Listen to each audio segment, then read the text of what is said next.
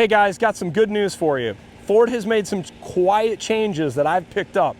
I've read some comments about some changes on the 2024 Ford Superduty, and that's what I want to talk about today. So let's get into this. Hey guys, you've seen me do tons of videos at this dealership, Bob, Maxey and Howell. Great dealership. They got a lot of Super Duty inventory available right now. They even have, I thought, one or two 23 Super Duties, but they've got a big range of vehicles as far as build dates. And I found something pretty interesting on a few of these trucks. So Ford has made some changes, just like a lot of manufacturers in the last few years, around supply chain and product changes and this and that. One of the changes that some people have liked and not liked is a change on the hub of the front Super Duty. So in the past, this did not look like this. One of the changes on the Super Duty from 23 model year to 24 model year, or what we thought was just 24 model year, we noticed that this change has happened. This truck here specifically is a trimmer. Trimmers have a limited slip front differential. When we look at the hubs on both of these trucks, you can see this is an auto locking hub. Now this is the passenger side of this truck. This is also an auto locking hub. But when we looked at some of the non-trimmers, like this truck right here, this is an FX4. When we look at this hub, notice this right here, it says always locked, do not turn, and it's got the little manual there. This is what they call the dummy hub. This has been in place in a big majority of the 24 Super Duties. Here's another one here I want to show you guys. See that? There's your dummy hub.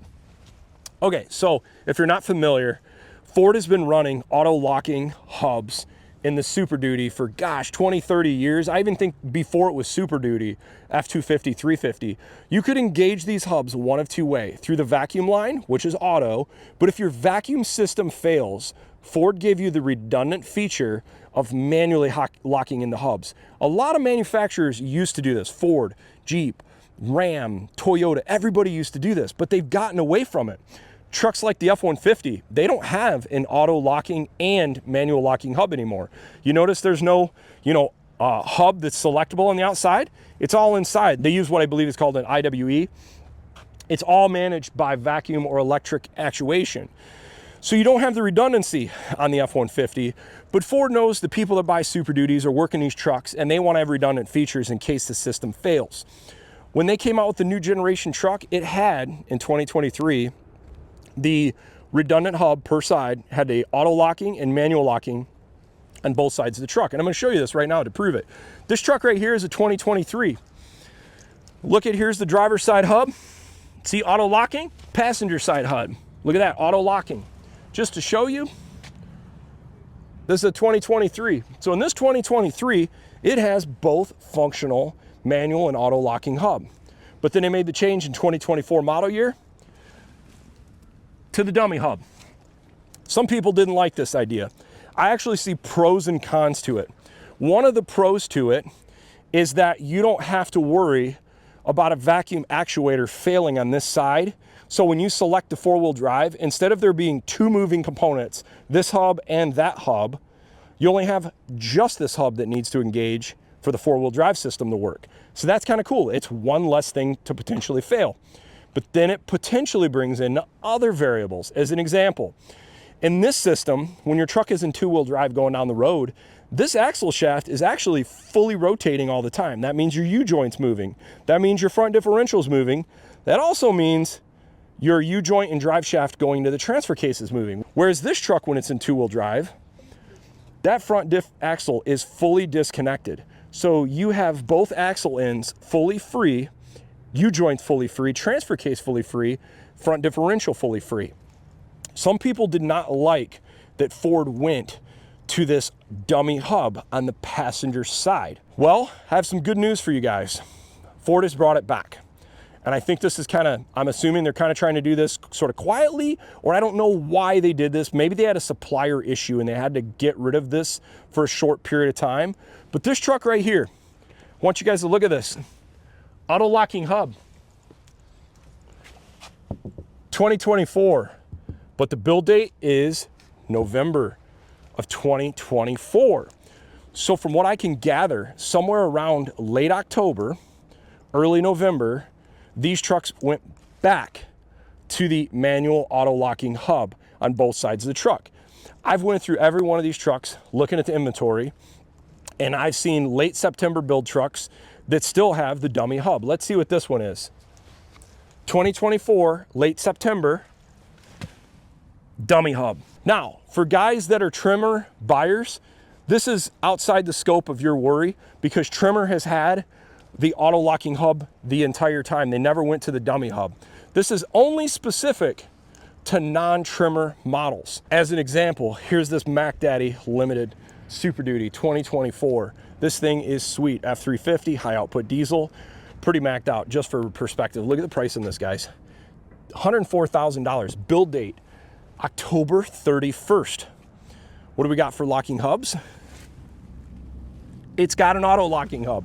So at October 31st, at this day, this truck, this had the standard hub. Some of these other trucks still don't. I'm pretty sure this truck here is a 2023. Let's see. Nope, it's got the standard dummy hub, built in 2024, August build. So if you want a truck with the auto locking hub, you might want to try to find a truck built late 2024 model year, or jump to potentially 2025 model year. This is going to be something as things progress and 25 trucks start showing up. These are going to be changes I'm going to be looking at to see if they change this or do they keep it. Or you have a third option. You can take your 2024 Ford F250 350 and you can actually add back the auto locking hub on the passenger side. There's tons of videos out there. Rocky Road's got a great video. Great Lakes Power Stroke FX4, they go about this. Plus, I recommend getting on the FordTrucks.com site, and they actually give you some part numbers that you can order to get your truck. Let me open this up. They kind of show this. There's the diagrams, and there's actually some part numbers down below. But anyhow, I'll just share this information down in the description if you're interested. There are some old school hubs, some diagram. If you've not ever seen this, kind of see what the hub systems look like. There you go. There's a picture of the two next to each other. Definitely a shout out to FordTrucks.com forums. And this is what the internals look like, the differences. So you can kind of see the the mechanism that moves internally. And then they give the part numbers and everything in here. So if this is something you guys are interested in, definitely check out the Ford Truck Enthusiast page. I'll put all this information down below. So for me personally, I'm kind of glad they went back to it. I like the idea of keeping that front axle completely disconnected while you're driving down the road. I have to believe you get better fuel economy, less wear and tear on your front differential, U-joints, drive shaft. I don't see a downside other than having one more mechanically moving part that has to engage when your truck's in four-wheel drive. So if you're on the fence and you don't want a 25 model year, the price increases or whatever comes along with it, you might want to get a late 2024 model year truck. Hey guys, I hope you enjoy this video. If you do, feel free to like and subscribe. I'm gonna have another video coming soon that I wanna talk to you guys about the future of emissions and the after treatment devices that are in these modern trucks, especially specific to diesel. This is gonna get really interesting. There's another video just posted on a channel, Getty's Adventure. If you guys haven't checked out this channel, he does a really great job. But I'm gonna talk about this a little bit more and just talking about my background and experience of working in the industry of after treatment for over 20 years of what I see coming, because I think it's going to be pretty interesting. Some of you guys might like it, and some of you guys might not like how things are going to turn out. Thanks for watching.